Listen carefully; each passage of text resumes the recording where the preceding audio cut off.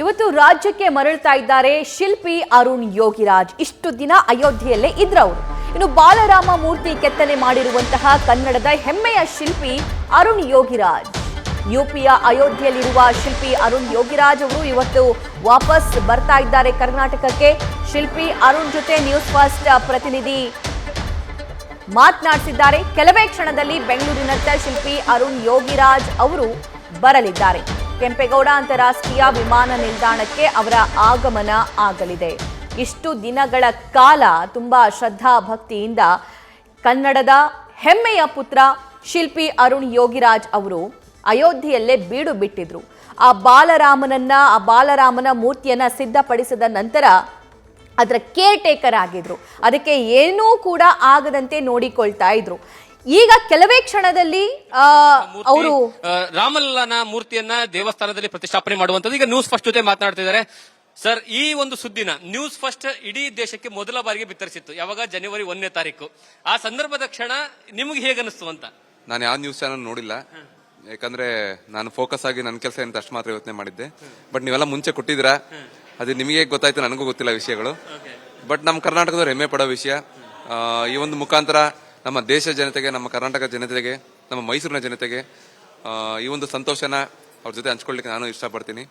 ಇಲ್ಲಿಂದ ಹೋದ ಕೂಡಲೇ ನಾನು ಭೇಟಿ ಮಾಡೋ ಕಾರ್ಯಕ್ರಮಗಳನ್ನ ಒಂದು ಪ್ರೋಗ್ರಾಮ್ ಮಾಡ್ಕೋತೀನಿ. ಇಲ್ಲ, ಮೂರ್ತಿ ಕೆತ್ತನೆಯನ್ನ ನಿಮಗೆ ಮಾಡಬೇಕು ಅಂತ ಫಸ್ಟ್ ಹೇಗೆ ಅಪ್ರೋಚ್ ಆಯ್ತು, ಹೇಗೆ ಸೆಲೆಕ್ಷನ್ ಆಯ್ತು ಸರ್?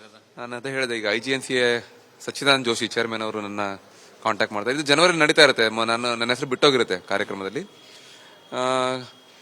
ಬಿಟ್ಟೋಗಿರುತ್ತೆ ಅನ್ನೋದಕ್ಕಿಂತ ಬೇಕು ಅಂತಾನೆ ಬಿಟ್ಟಿರುತ್ತೆ ವಿಷಯ ಹೆಸರು.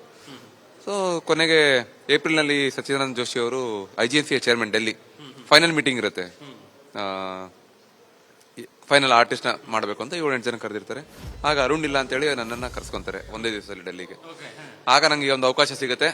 ಆ ಅವಕಾಶನ ನಾನು ಸದುಪಯೋಗ ಪಡಿಸ್ಕೊಂಡು ನನ್ನ ಪ್ರಯತ್ನ ಮೀರಿ ನನ್ನ ಗುರು ಹಿರಿಯರು ಏನ್ ಹೇಳ್ಕೊಟ್ಟಿದ್ದಾರೆ, ನಮ್ಮ ತಂದೆಯವರು ಏನ್ ಹೇಳ್ಕೊಟ್ಟಿದ್ದಾರೆ, ಅದನ್ನ ಅಷ್ಟುವೇ ಇಲ್ಲಿ ನಾನು ತೋರಿಸ್ಲಿಕ್ಕೆ, ದೇಶ ಜನ ಜೊತೆ ಹಂಚ್ಕೊಳ್ಳಲಿಕ್ಕೆ ಪ್ರಯತ್ನ ಪಟ್ಟಿದ್ದೀನಿ. ಕೆಲವೊಮ್ಮೆ ನಮ್ಮ ರಾಮರ ಆಶೀರ್ವಾದ ಹೆಚ್ಚಾಗಿತ್ತು. ಅವರು ಏನ್ ಬೇಕು ಅಂತ ಅವರೇ ಹೇಳಿ ಮಾಡಿಸ್ಕೊಂಡಿರೋದು ಉಂಟು. ಈ ಒಂದು ಆಗಿರೋ ವಿಗ್ರಹ ದೇಶ ಜನತೆಗೆ ಇಷ್ಟ ಆಗ್ತಿದೆಯಲ್ಲ, ಅದೇ ಬಹಳಷ್ಟು ಖುಷಿ ನಂಗೆ ಸಿಕ್ಕಿದೆ. ನನ್ನ ಸೆಲೆಕ್ಟ್ ಆಗಿದೆ ಅನ್ನೋದಕ್ಕಿಂತ ಹೆಚ್ಚಾಗಿ ನನಗೆ ದೇಶ ಜನತೆಗೆ ಇಷ್ಟ ಆಗ್ತಿದೆಯಲ್ಲ, ಅದು ಬಹಳ ಖುಷಿ ನನಗೆ. ಮೂರ್ತಿ ಕಲ್ಲನ್ನ ಯಾವ ರೀತಿ ಸೆಲೆಕ್ಟ್ ಆಯ್ತು ಅಂತಂದ್ರೆ ನಿಮ್ಗೆ ಅವರೇ ಕೊಟ್ಟಿದ್ದ ಅಥವಾ ನೀವಾಗ ಸೆಲೆಕ್ಟ್ ಮಾಡ್ಕೊಳ್ಳೋ ಆಪ್ಷನ್ ಇತ್ತ ನಿಮ್ಗೆ? ಇಲ್ಲ, ಇದು ಮೊದಲೇ ಟ್ರಸ್ಟ್ ಅವರು ಸೆಲೆಕ್ಟ್ ಮಾಡಿ ತಂದಿಟ್ಟಿದ್ರು. ಮತ್ತೆ ಅದ್ರ ಜೊತೆಗೆ ಮೂರ್ತಿನ ಯಾವ ರೀತಿಯಾಗಿ ಇದೇ ರೀತಿಯಾಗಿ ಬರಬೇಕು ಅನ್ನುವಂಥದ್ದು ಏನಾದ್ರು ಅವರೇ ಕೊಟ್ಟಿದ್ರ ಅಥವಾ ನಿಮ್ಮ ಕಲ್ಪನೆಯ ದೇವರ ಅದು?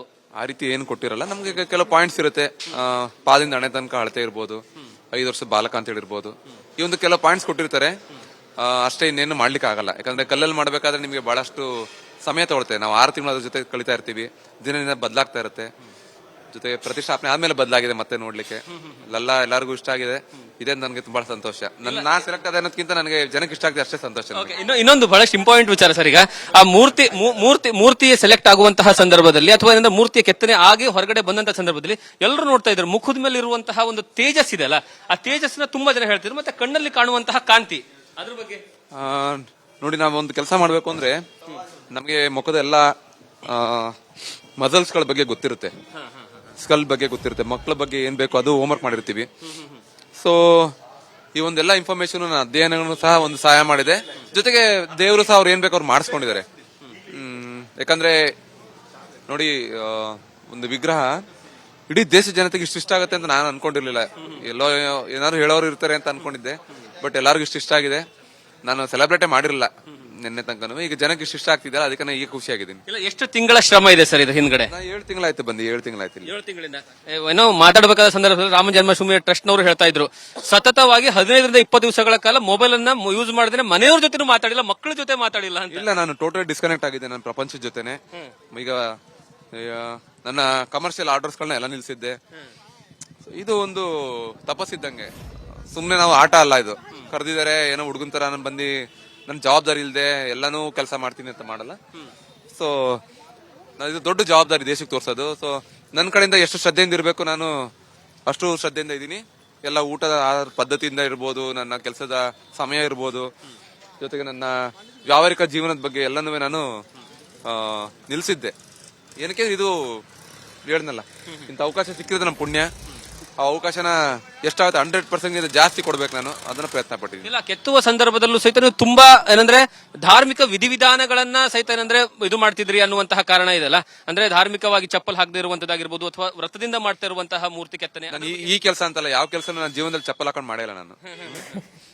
ಅದೇನಾದ್ರೂ ಮತ್ತೆ ಈಗ ಅಂತಿಮವಾಗಿ ಯಾವ ರೀತಿಯಾಗಿ ನಿಮ್ಗೆ ಫೀಲ್ ಆಗ್ತಿದೆ, ಇಡೀ ದೇಶವೇ ಹೆಮ್ಮೆ ಪಡುವಂತಹ ಸಂದರ್ಭದಲ್ಲಿ ಸರ್?